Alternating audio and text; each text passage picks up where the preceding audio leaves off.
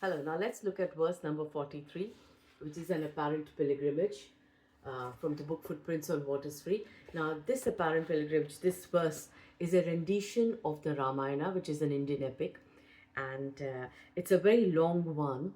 So, what I'll do is I'll just read out a few extracts, uh, not few, but some extracts from the verse. Ramayana Retold, Part 1. An image, the dancing form of light, stirring without someone in sight. Is it an appearance of energy, or maybe inner trajectory of spirit form ego intelligence, attended by the awakened sense, or heroic tales of moral's might brought to fruition by a shining night? Did all appear within form's flight and happen in the days and night? Or is there no in nor out, and no division or dual doubt? Are there puppets in time, its themes, or is form in space and time a dream? Or is this appearance wed to nothingness, its love unsaid?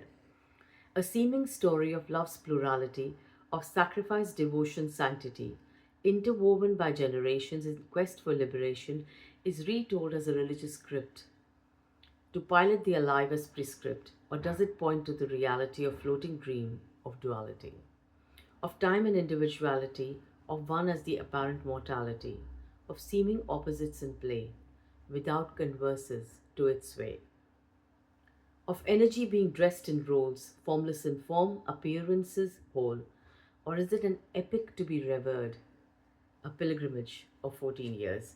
Now, it's about the fruits which are commonly found in the Indian subcontinent. Of course, they've come from Latin America, is the Annona family of fruits on which this verse have based this. The presence in play as facets particular, rest, radiance, intellect, self-center, as fruits of the earth that portrayed hues of restful light, faith, bondage, ruse, reduced love to the measures of seclusion, and then longed for rest, ceasing of illusion. Thus, an Annona family of fruits was blessed with fruits with upturned roots.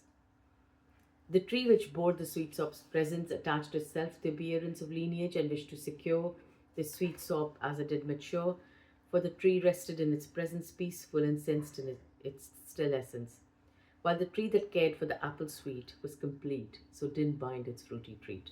Here, sweet sop here, apple is referred to the custard apple and sweet sop and sour sop, main fruits.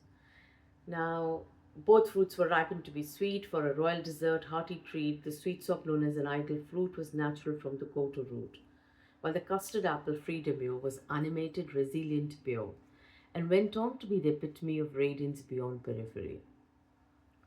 The sour sop, sweet sop's younger sibling, safeguarded him from shadows killing and witnessed the course complete, accompanied by intelligence, the treat, who at times used impish ways yet charmed most fruits of the maze.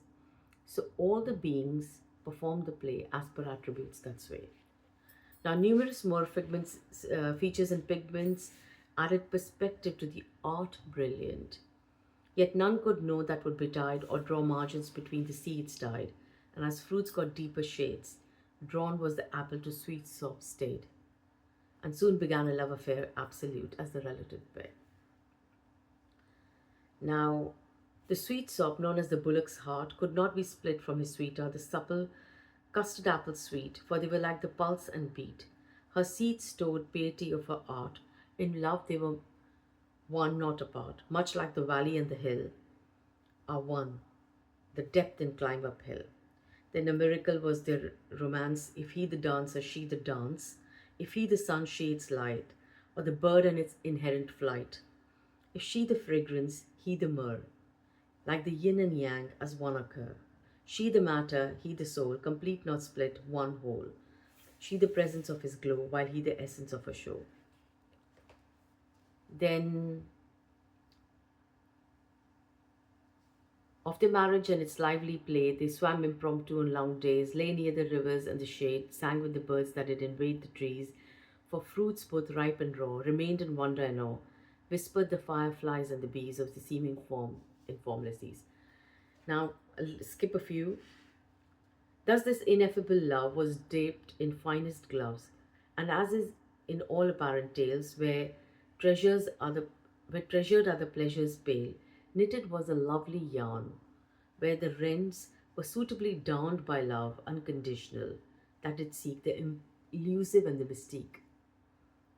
Yet it isn't a tale of an ideal pair, but love complete without compare, where born are shades of known unknown, for love displays them all alone. Love that can't be defined in words or by silence, or is by silence thus preferred. Too much it is to further say of wholeness that appears as the play. Now, part two, as all appears distinct in a dream, demonstrates hues and themes, so shown were hues from dark to bright, from ignorance to immersive light, and time appeared to cease sublime, trail dense and clear to plain rhyme, yet reigned emptiness and not certain hues, as can't be colored being by the view. Complexity now ruled the game, a range of shades they hue did claim, and in the play of greed and attachment, relations sought the throne transient. Forgotten was that none could own the oneness of this love, unknown. So exiled were the pair sweet from the kingdom of apparent sweets. Treats. Attended source of the vacant hue to behold love in scenes new, now and cherished the profound resonance he glimpsed in sweet sob's presence, yet shielded their bond, for there was fear. A split of space time would love smear, would rise the forests of illusion, and curb the genuine in seclusions. Now I'll leave a few. Emerged the jackfruit on the scene, revealed extreme control of cuisines. Although an erudite mind, a prodigy, he was without a speck of simplicity, for the seeming self possesses 10 pates which as an abyss aid its unreal gait, therefore canvassed for traits as character. Pursued was a game of prey and predator. He seemed to steal the apple from the sop, devise a pyramid to be on top.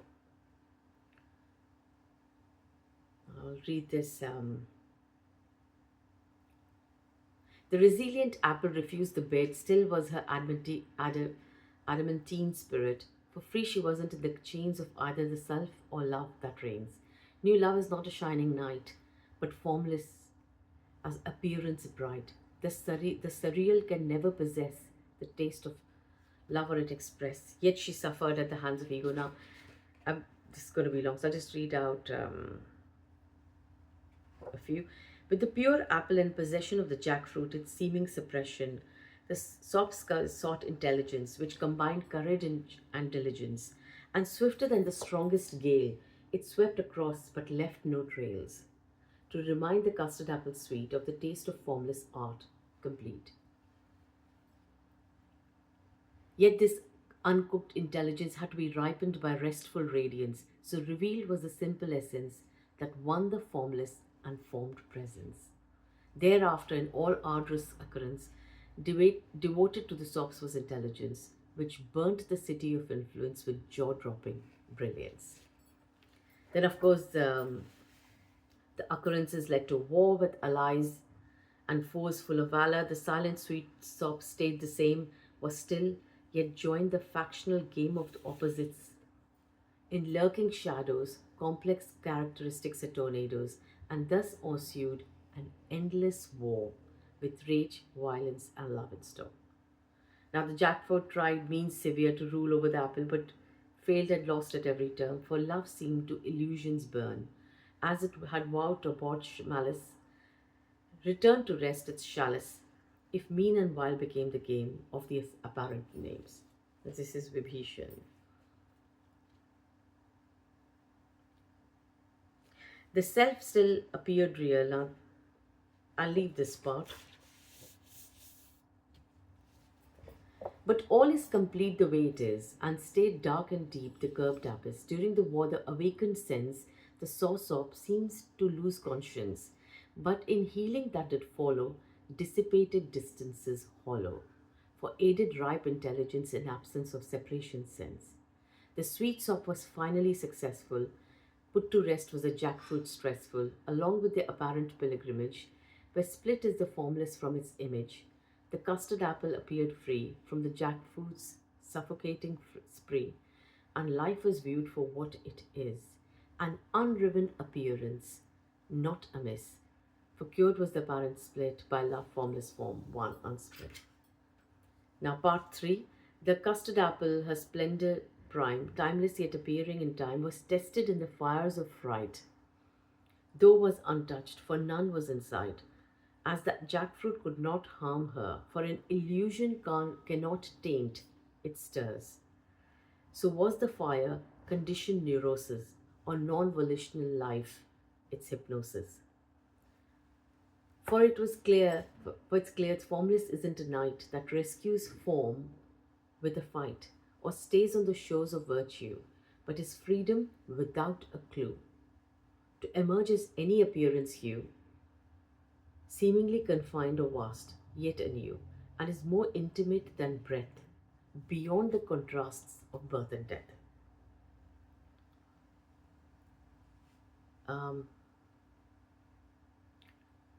yes, I'll read that. Though acts of seeking rest caused suffering, yet there is no one in the storm's blistering, for formlessness alone does steer, as radiant forms which play appear, seemingly limits its aliveness, while all along is boundlessness, which seems to be on a pilgrimage of its apparent image.